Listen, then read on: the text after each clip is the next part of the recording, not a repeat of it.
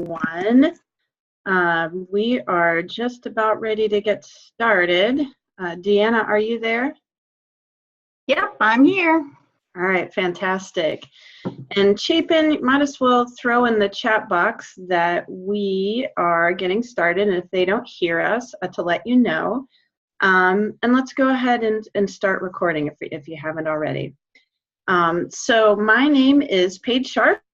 I am with the Indiana Arts Commission. I am the Deputy Director of Programs, and I am super excited to be here with you this evening to walk you through the panelist process.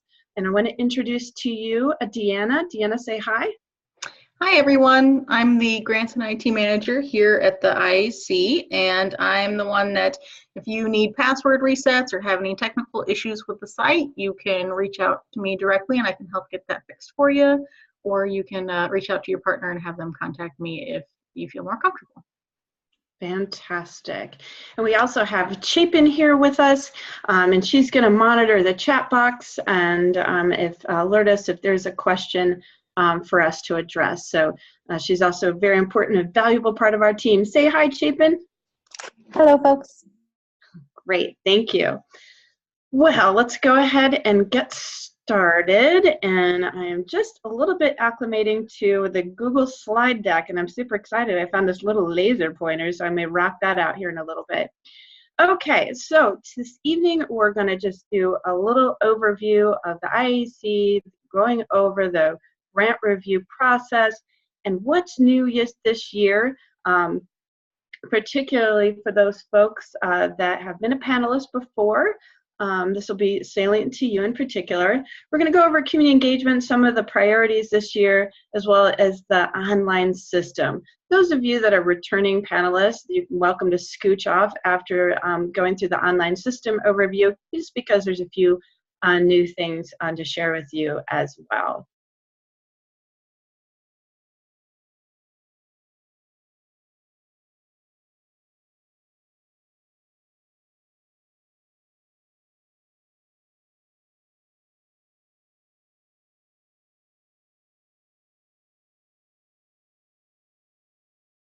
You are part of that process. You are an incredibly valuable part of that process, and we super appreciate everything you do, all the time, all the energy that you invest with us and for us. Thank you, thank you, thank you, thank you. And all of our partners across the state, thank you as well. So that's just a tad about us. And then we just as referenced, we have also regional arts partners across the state. These people are invaluable to us, and we are just centralized in Indianapolis, but we cannot possibly get out throughout the 92 counties in our state without our regional arts partners. So each of these regions has a partner who then reaches out to folks in their area, and they administer the arts organization support and arts project support grants in their region on our behalf. At the Indiana Arts Commission, we oversee Region 7, which is that greater Indianapolis area and surrounding counties. So what you do is so important. You have a voice in this process, and from all across the state, and it's exciting to see so many people participating this year. So that's just a little quick summary about our regional arts partners. Now let's just get into it right off the bat. So what you are reviewing are grants which are part of the Regional Initiative Grant Program. There are two primary components, the Arts Project Support and Arts Organization Support. For Arts Project Support, the maximum they can request is $5,000 to support their project. They are required to provide a one-to-one match. So if they request $5,000, then they need to match it with $5,000, half of which can be in kind. But we'll get into that a little bit later. Now, the minimum score to be eligible for funds in this category is 75. So that means out of all the panelists on your panel, and there could be, say, like 6, each of the scores is put together and averaged for the average score. So if it's 75 or higher, they'll be eligible for funding. That doesn't mean that they may get funded. It just means they have that potential. Now, arts organization support, level 1 or 2. Both of those programs just support the operations of the organization. It's not for a particular project. You'll be reviewing information about the whole organization, what they're doing, and should they be supported with public funds. Our smaller category, AOS 1, is for organizations with a 3-year budget cash income average of less than $250,000. For arts organization support level 2, the larger of the categories, that is a minimum budget of $250,000. They also are required to have a strategic plan. And the minimum score for eligibility for AOS 1 is 75, but for AOS 2, it's 80. All right, great. Somebody had requested access, so I was a little confused for just a moment, so we'll get back on track. Okay, so first I want to go over some review items for those of you returning and some important things to be aware of for our new panelists. Most importantly, you need to stick to the evaluation criteria. Each of the grant programs has evaluation criteria assigned to it. Those are the major areas that we're looking for, pillars for applicants to address. For example, in arts organization support, we're looking for organizational excellence, demonstration of arts education, and community engagement. For arts project support, similarly, we have evaluation criteria assigned. The evaluation criteria, and we'll go over this a little bit when we look in the online system, also have sub-bullet points. Most importantly, you just stick to the evaluation criteria because that's really what the points are all about. It's not based on financial need. Certainly, some folks make a great case for really needing these funds, but that's not an evaluation criteria that we're looking for. And when you're evaluating applications, base that evaluation only on the content that's in the application or things that's linked from the application. The most important thing is that it goes along with what they have in there. So for example, I know a lot of you are familiar with some of these organizations that are in your region that you may be evaluating. Here's an example of what we don't want to see is, say, a comment that this is a really excellent applicant, and I really appreciate what they do. I've known them for a long time, and I've been to their museum, and it's really, really great.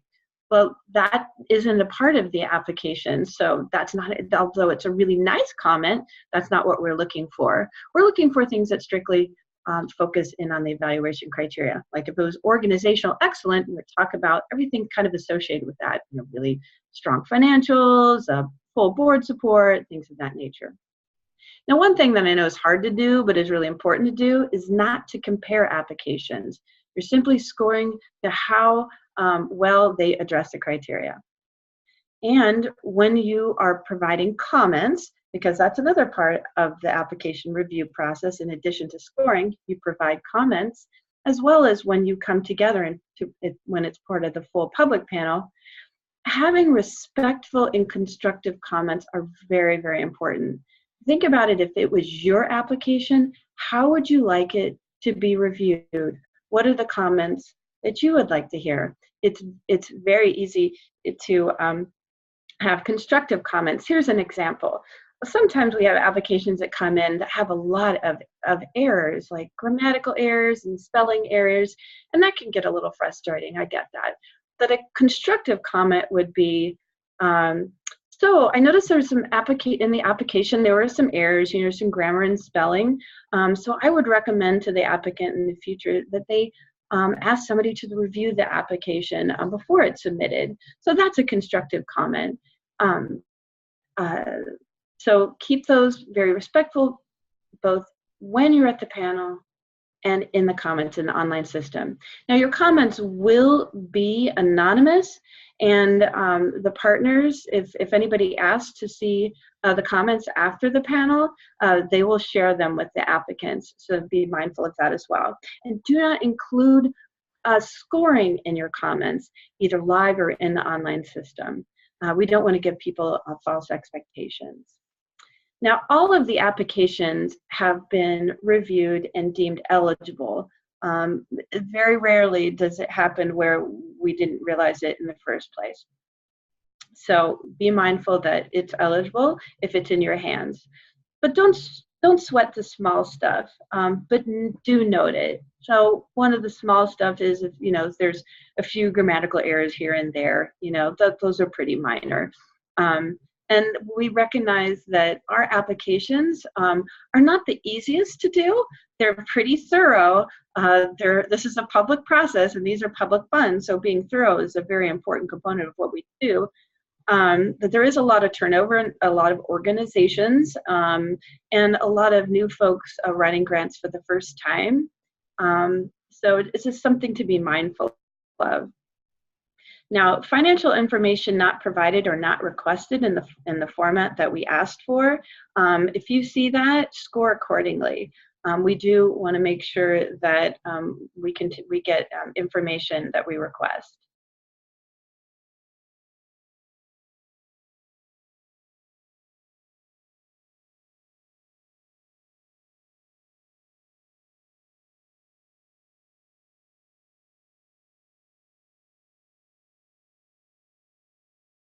What's new is that we would like everybody to complete their evaluations at least 2 days prior to the panel.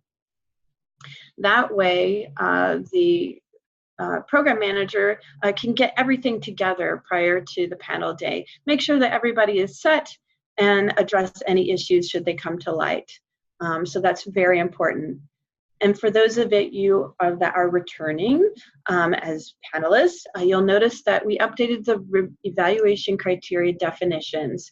Not a whole lot, but we're always looking to improve our process and provide more clarity. And you'll see those definitions in the online evaluation form.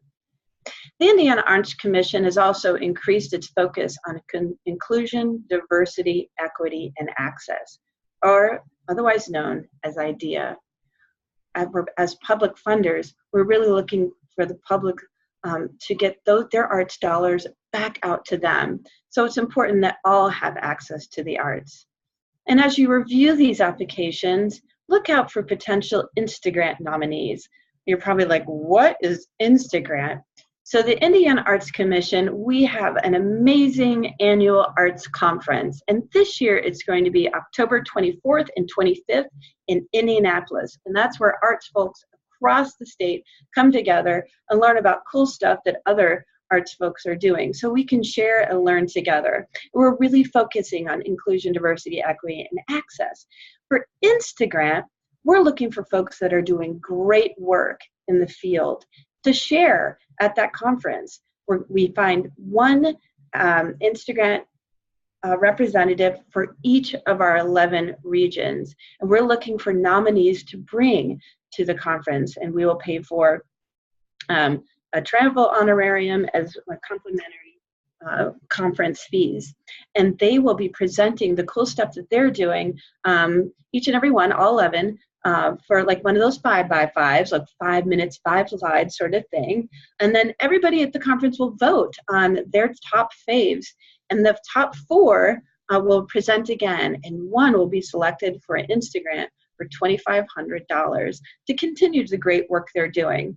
So what could be a potential InstaGrant nominee? It could be an organization that's really looking to bring in a community that doesn't normally go to, say, their museum. Say it's a museum, and I was like, I really, really want to see more young people come to the museum. And so they do, they start reaching out to young people. They hold focus groups, and they get all this feedback from them, and they co-create something together. Or it could be a community of wanting to work more with the Latino Hispanic groups that are really growing in their community.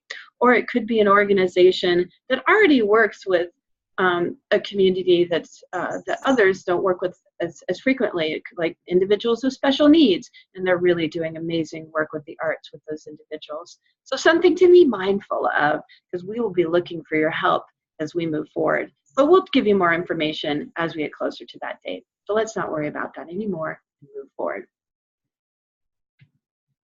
If I can figure out how to do that slide thing. There we go. Okay. We're going to focus a little bit on arts project support. Some of you are arts organization support panelists, but bear with us and you will learn a little bit about in-kind, which is important for you anyway. So a little bit arts project support. We changed our fiscal sponsor process, and that has confused people a little bit. We are not doing any retribution on that at all because we didn't include the guidelines, so don't worry about that too much, but you may notice it, so we wanted to give you a heads up. Some applicants did not submit the full financial statement. They should have, so score accordingly. The Indiana Arts Commission provides applicants with a video and templates to help them measure impact. And while that's not associated necessarily with scoring, it's good for you to know that we're working to help folks navigate the process on measuring their impact for the projects that they do. For arts organization support, we did change the financial statement that we require this year. It should give you a good snapshot of where the organization is at financially. It has the fiscal year 18 budget and actuals that you can compare with the FY19 budget and projected what they anticipate closing out that fiscal year. And we're not asking for a projected budget anymore. We used to, but we realized we really don't need it with some of the changes in the system. So that's a good thing, since a lot of those budgets, they don't actually start their fiscal year until July 1st. For this application, they'd be creating a budget in February, but they're not quite ready to do that. In the arts organization support evaluation criteria review form that we'll look at in a little bit with Deanna, you'll notice that there are increments of 5 points, but we'll give you a little bit more information on that in a little bit. Now, back to APS. Arts project support requires, like we said, a one-to-one match. 50% of that can be, must be a cash, and 50% can be in kind. This has been kind of an interesting challenge for our arts project support applicants, and because of that, we wanted to show you a little bit of what you might expect to see and things that we really want to see in the application. The total project cash income and the total project cash expenses, these should match. It's a proposed budget, so things should match. Now they should also match the uploaded project form. So that's just something to look for. The amount of total project cash income, if they had asked $5,000 and they have to match it one-to-one, and 50% of that one-to-one match would put them at like $7,500. So some folks are thinking that would have to be just could be 10 for the total project, which would include in-kind, but we'll go over that in just a little bit. What if there's no match figure and the figures are incomplete or they don't match the application? Then score accordingly. If the application scores high enough to be eligible for funding, we'll sort it out. That's one thing that we can do on the back end. They may only be eligible for a little less funds, and that's okay. We'll work it out with them. So don't worry about it too much, but do score if the information is inaccurate. Okay, so here's an example of an uploaded project budget sheet. The grant request is $5,000. The minimum match is for cash is $2,500, since it's a one-to-one match, but 50% can be cash. So if it only totaled 7,500 in that column, that would be fine, or in this area, that would be fine. But luckily, they've added some additional funds. They also have in-kind. In-kind is anything contributed to a project by someone other than the applicant. Sometimes applicants consider their resources, even because it doesn't seem like cash. So for example, they contribute like a room. That's still cash income that they would have gotten. Now the thing about in-kind is if there's in-kind income, there's also an associated in-kind expense. It's what you would have paid for if you hadn't gotten it donated. So we'd like to see the in-kind matching on both sides. Now feel free to ask questions in the chat box as I go along, because I know we're covering a lot of information here.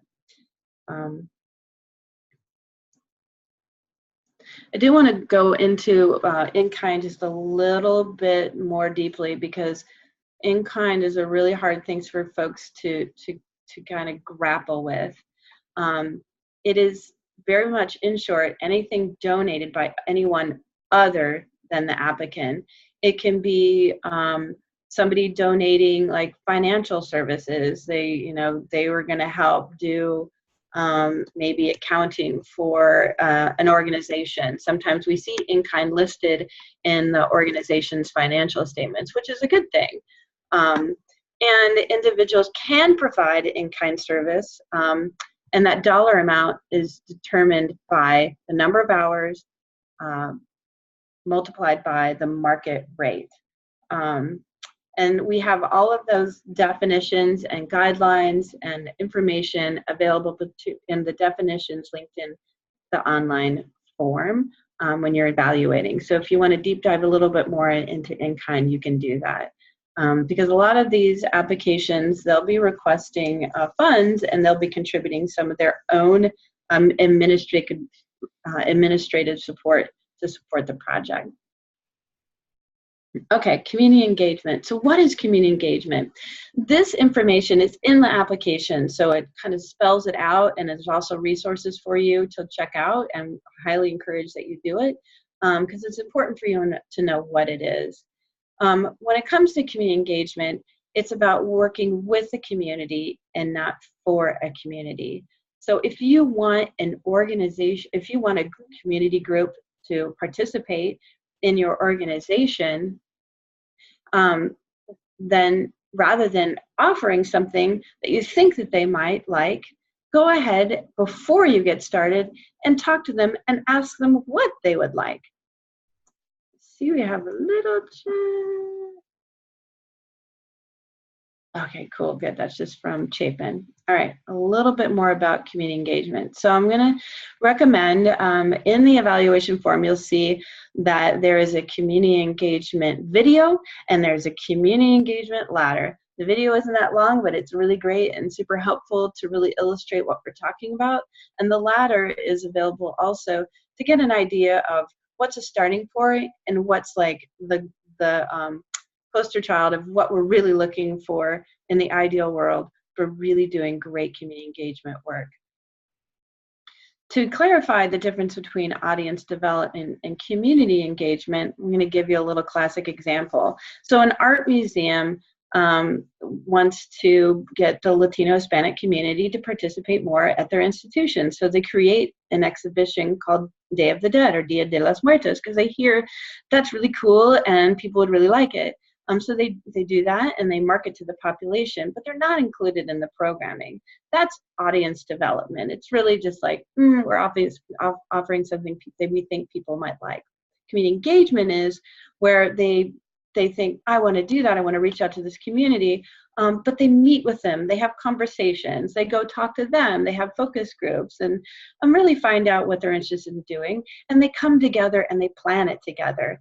Now that's community engagement, because it meets the museum's needs and it meets the other folks' needs, where they both mutually benefit from the process. Now, you're probably ready for somebody else to talk. Super lucky, because here we are, it's time. We're going to go into the online system, and Deanna is going to take over a little bit and walk you through what it'll look like to get into the online system. All right. Hi, everyone. So for those of you who are returning panelists, you're going to be able to log into the system using your existing email and password. We'll just be assigning the applications to you. For everyone who is new, you will be receiving your login information from your RAP program manager. You will log in using your email address and a password that is assigned to you. You will then be prompted to create your own password in order to continue logging on to your dashboard. I'm not sure if anyone's on the phone, you're not going to be able to see what we have, but I have a screen up of the dashboard, what it'll look like when you log in. If you are someone that does have an existing account, as an applicant or things of that nature, you'll notice in the top right-hand corner, there's a little drop-down menu where you can switch from applicant to panelist. That way you can see all the applications that are assigned to you. If you are a panelist who is evaluating both AOS and APS, you'll notice you can see the process name that differentiates the different programs. It gives you the organization name, who the applicant is, what the project title is for arts project support. And to the far right, there is a red exclamation point icon. This indicates that you have not yet reviewed the application. To do so, all you have to do is click on the icon. It'll take you into the evaluation screen. You will notice it's a dual screen. On the right is the application itself. On the left is all of the evaluation information. If you're the type of person that wants to print or have PDFs to view of the application separate from the evaluation, you'll notice there's something called an application packet on the right. When you click this, it will download a PDF for you. You also have something called Document Viewer. If you click on this, it will show you all of the uploaded materials within the application, and you can click through each one to view in the Document Viewer. Again, if you were to click the application packet PDF, all of those uploads would be in that PDF packet. On the left-hand side of the screen, you will notice as you kind of scroll down, you have sections for scoring the actual application, along with comment box underneath to enter all of your comments for each section. At the very bottom right-hand corner, there is a little arrow where you can drag your comment box. That way you can see the full your full response, because there's times where you'll be typing away and it'll just disappear off the screen. So all you have to do is drag and drop if you want to kind of reconfirm what you've written. And then if you scroll to the very bottom of the evaluation side, there's a save button. So I recommend just doing that every time you enter any new information. You are welcome to evaluate, hit save, you say halfway through, come back to it later. On your dashboard, if you were to do that, you would notice that it kind of has, we'll still have the icon that you've completed, say, 2 of the 3 sections. All you have to do is click on that icon. It'll take you right back in where you left off, and you just keep on going. Let's say you do complete all of your scoring and all of your comments, but you decided you wanted to change a score or add some additional information. Once you've scored an application, that red exclamation point turns into a green check mark, and all you have to do is click on that. It'll take you back in. You can make your edits, hit save again, and you are ready to go. And I know Paige wanted to go over some of the actual evaluation criteria itself, so I'm going to scroll back up here for her to go over. Great, thanks, Deanna. So we were talking about the overarching areas, and we have for each of the programs, Arts Organization Support, or AOS, and Arts Project Support, or APS. For AOS, which is what we're looking at now, it's 25 points for each. That's why we have increments of 5. Organizational excellence, community engagement, arts education, and artistic quality. What I'm happy to report is that as you go along the application form and as you go along the evaluation form, they go along together. So as you review, and it's in chronological order, I think is what I'm trying to say. There's toggling between the form and the application. What's that? Let's see, by toggling. Yeah, it said other. I think that's if you were to have it open. If you had the PDF open in a separate screen, you could control tab to go back and forth between your PDF and your internet window. Okay, gotcha. Okay, so scroll down a little bit and let's look at the scoring guidance. So really everything that you need is in this evaluation form. The guidance is just telling you overall scores 50 and below are extremely uncommon, and it means they're a severe deficiency. If there are scores that are extreme, then we want to make sure that you, or really any scores, but particularly ones that are really low, we want to make sure that you put in comments to help us, the applicant, understand why their score is so low. There are occasions where we have panel reviews and everybody's like, oh, it was amazing. And then there's a score of like 60. So it's super helpful and very important for you to put that information in there so they understand, again, in a constructive and respectful way. A score, conversely, of 100 means there's absolutely no question that that top score is warranted. They have met all of the key the evaluation criteria and bullet points that we're looking for.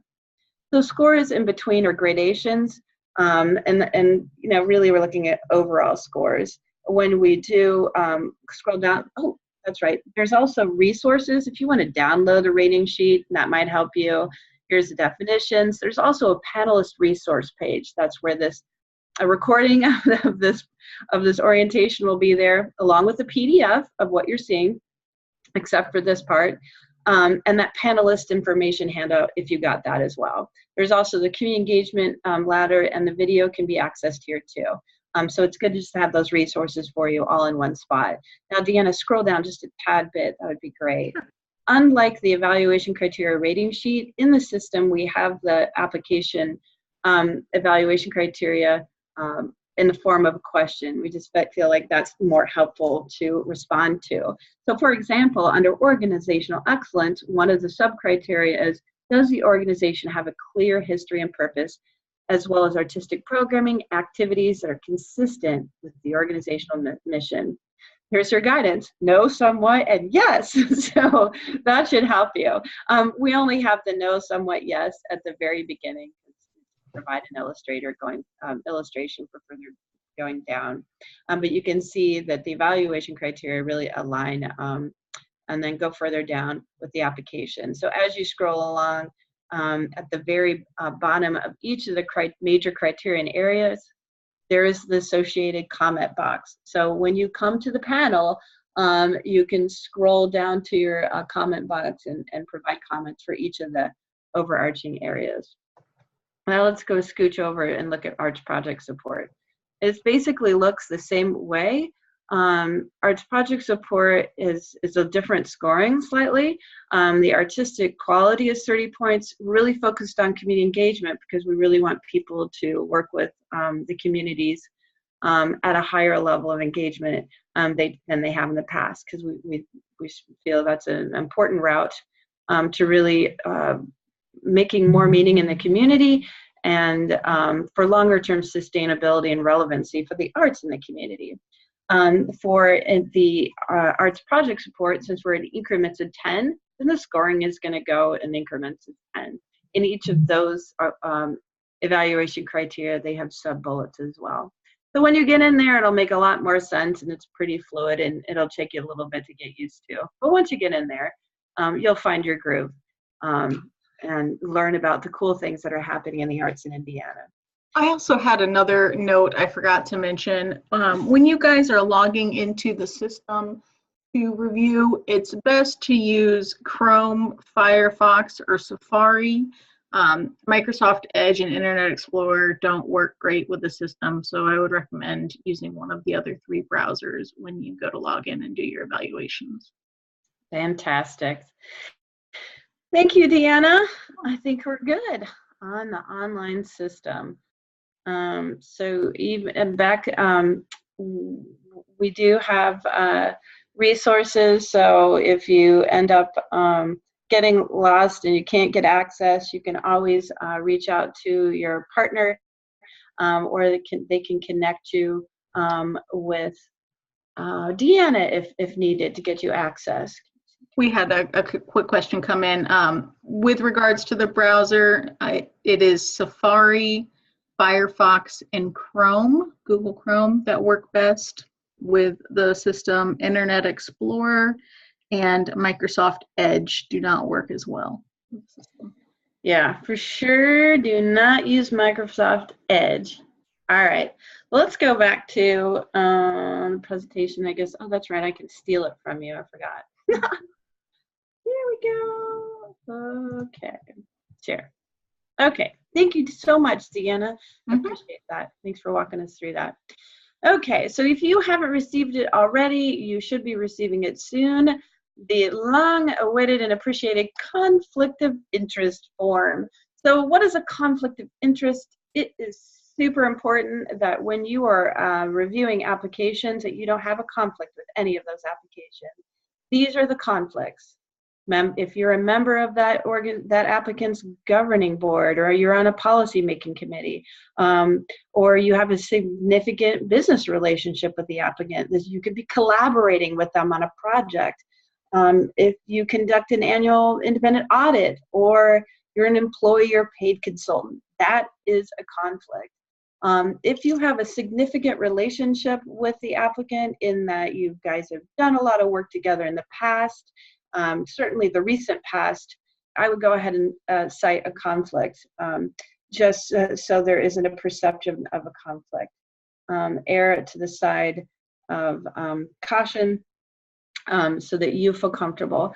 Now, the partner will get you that conflict of interest, and that'll be associated with a list of applications or applicant names, so then you can let them know who you have a conflict with. That's really important because we don't want to assign those applications to you if you have a conflict. We don't even want to have them in the pool. And when you do come to the panel on panel day, and when you have a conflict, you'll simply just be asked to leave the room while that particular application is being reviewed, and then asked to come back. So when somebody, or your regional arts partner, or your program manager, whoever recruited you, when they get you that conflict of interest form, complete it and get it back to them as soon as possible. It's extremely important so they can create a reader list.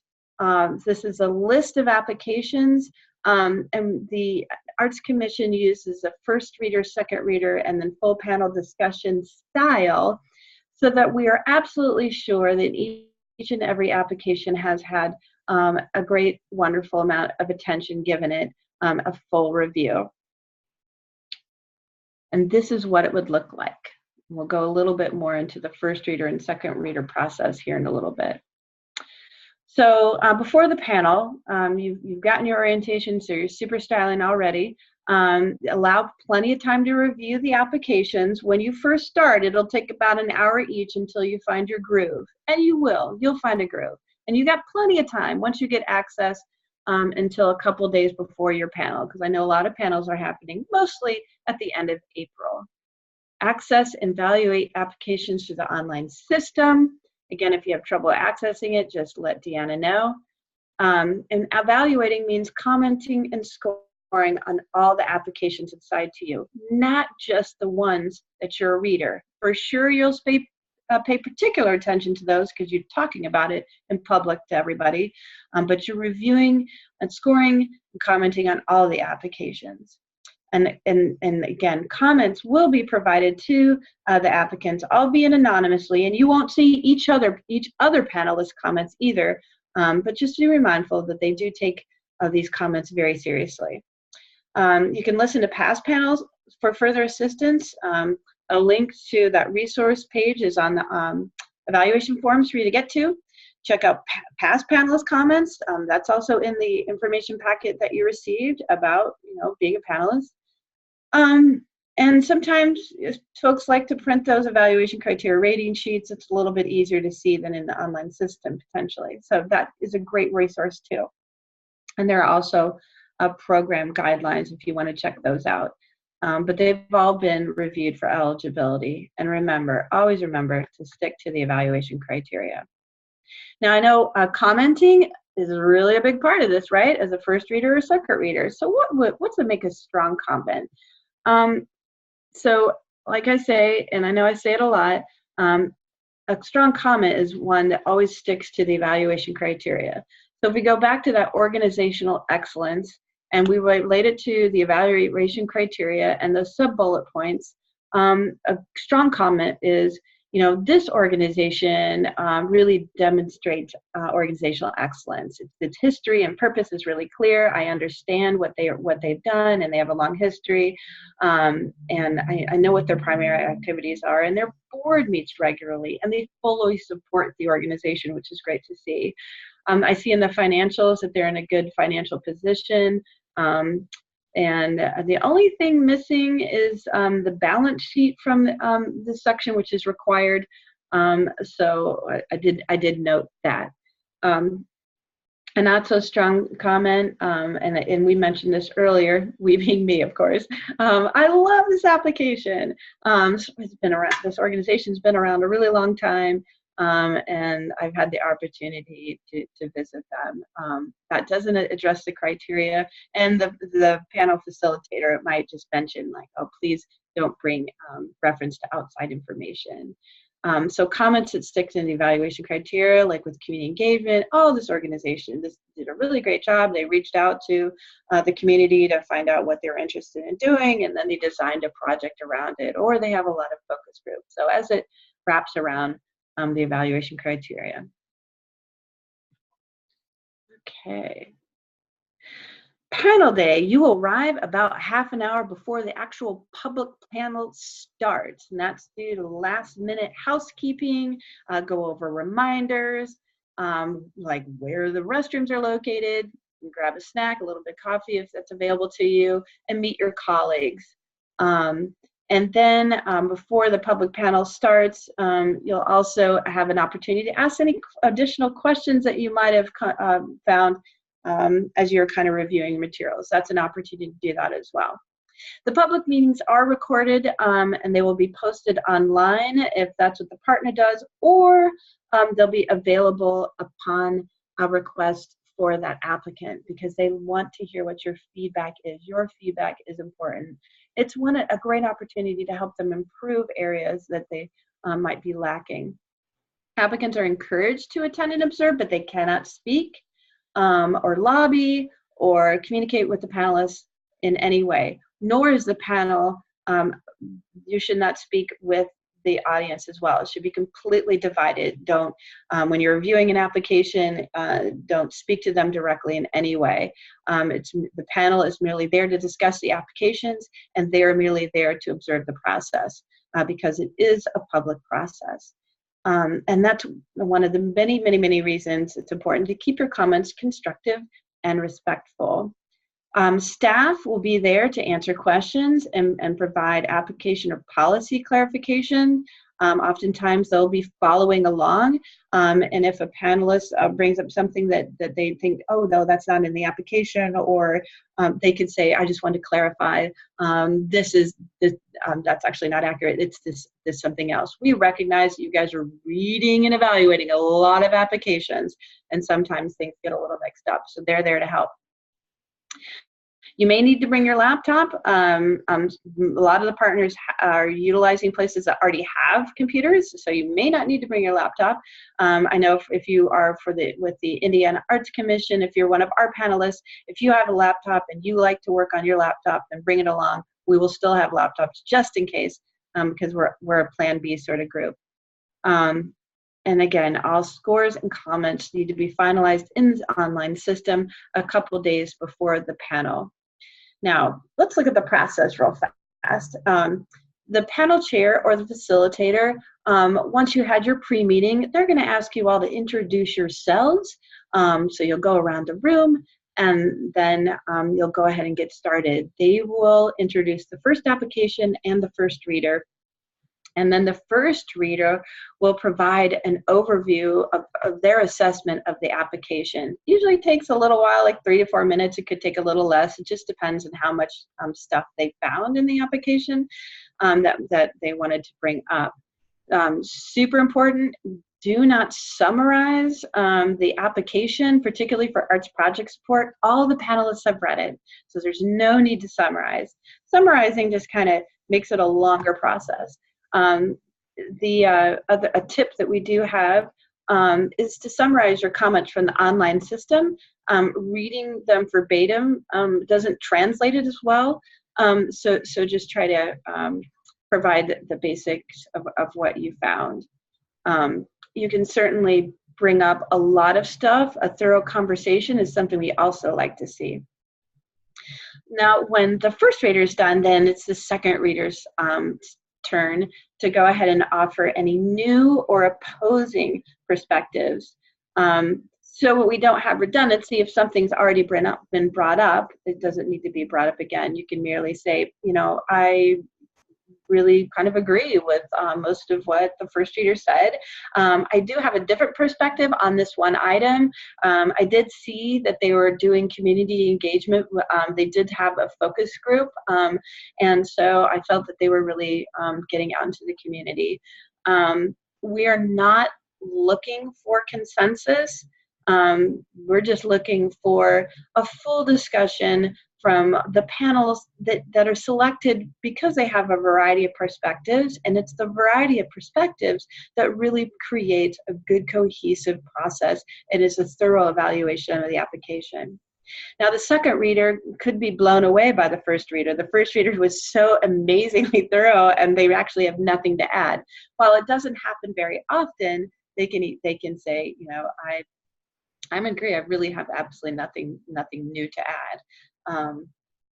So just heads up there. Now, once the first and second readers are done, then the discussion will be open to the full panel. So the facilitator will ask any other comments from the rest of the panelists. And that'll take a few minutes as well if some folks have additional comments to make. Then the scores are finalized.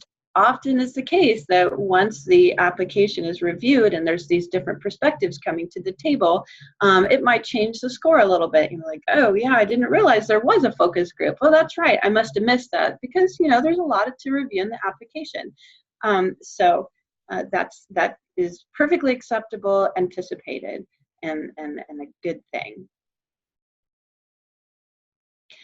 So the panel repeats that process until all of the applications are reviewed. Just a reminder that those folks that have a conflict of interest, they'll be asked to be excused from the room just for the conversation, and then asked when that application review is complete, and they don't score or review that application. Super important, do not mention your score or say like, oh, I really recommend this applicant be funded. You may think that, but the other panelists may not think that. They might just be a little bit more introverted and not saying a word. So we don't want to create that false expectation, since all of your other co-panelists are also scoring. So that total average might not be something that gets recommended for funding.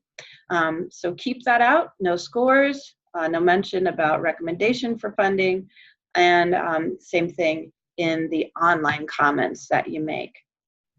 So what's next? Your program manager or regional partner will reach out to you. Get those conflicts determined and share those reader assignments. And they'll let you know when everything's set to start reviewing those applications. So to access the online system, you will use your email address. If you're new to the system, it'll prompt you to create a new password. Those folks that are coming back, you use your own password. And if you forgot it, just like anywhere in modern culture, there's a button or something to click that says, I forgot my password. So you can set a new one up. So be the best panelist you can be. Be thorough, be fair, and be constructive. And if you have any questions, you ask your program manager. They are more than happy to help.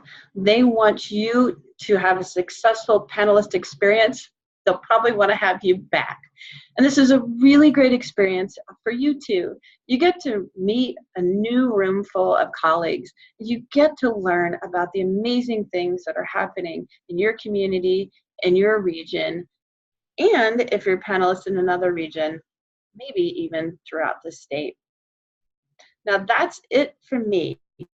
If you have questions, just put them in the chat box, and I'll be happy to address anything, any questions that you may have. And if you have questions after this, reach out to the partner.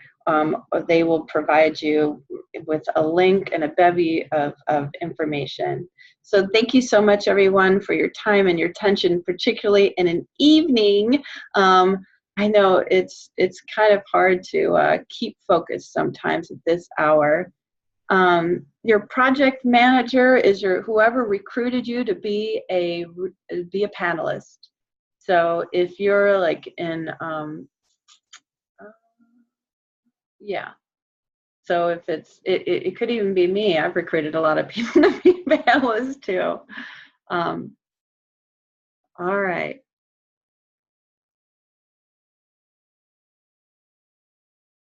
Chapin, you can go ahead and stop recording if it's being recorded. And again, I will just sort of hang out for a little bit, you guys. And